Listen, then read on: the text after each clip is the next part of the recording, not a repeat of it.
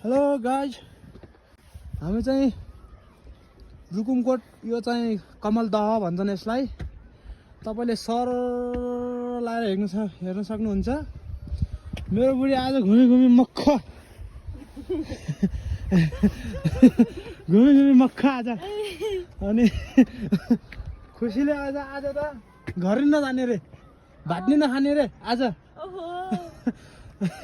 बिजोग छ मेरो बुढीलाई। बिजोग होइन, रमाइलो छ मेरो बुढीलाई आज।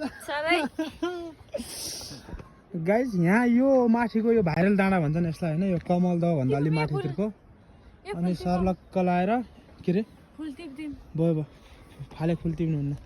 अनि त्यसपछि सर्लक्क लगाएर यहाँबाट यस्तो गरेपछि यो चाहिँ यहाँको आर्मी क्याम्प नि हो। अनि यो हेलमेट उजाला र हेलमेट उजाला न। अनि त्यसपछि सर्लक्क लगाएर यो गाउँमा खानेपानीको यो ठुलो यो के भन्छन् एउटा ट्याङ्की के भन्छन् त्यही हो होइन। अनि सर्लक्क लगाएर यो चाहिँ यहाँको आर्मीको हो बस्ने ठाउँ। त्यसपछि सर्लक्क लगाएर यहाँ गयो भने चाहिँ राम्रो गाउँ पाउँछ क्या। यहाँ यसमा गयो भने चाहिँ होइन, तपाईँहरू यदि जान चाहनुहुन्छ भने यो गाउँको नाम चाहिँ मैले थाहा पाएन होइन, मलाई त्यति याद भएन।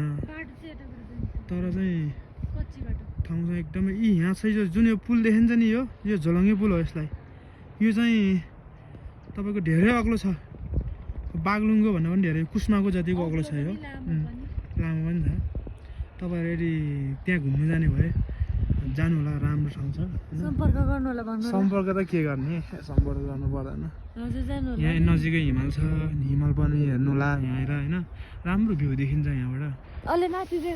हेलो, यो चाहिँ त्यहाँ तलदेखि सिडीबाट हिँड्दै यो सिडीबाट हिँड्दै तक्क लाएर यहाँ निस्किने। यहाँ निस्किएपछि सर्लक्क लाएर यहाँ आउने हो। हिँड्न नसिकेर मान्छेहरू पुरै फर्किम भनिराखन्। हेलो गाइस, म तपाईँहरूलाई एउटा दृश्य देखाएर हुन्छु। हो, यहाँनिर यो पहिला नवराज जाजरकोटको नवराज के अरे मरेको यो भेडी नदी है।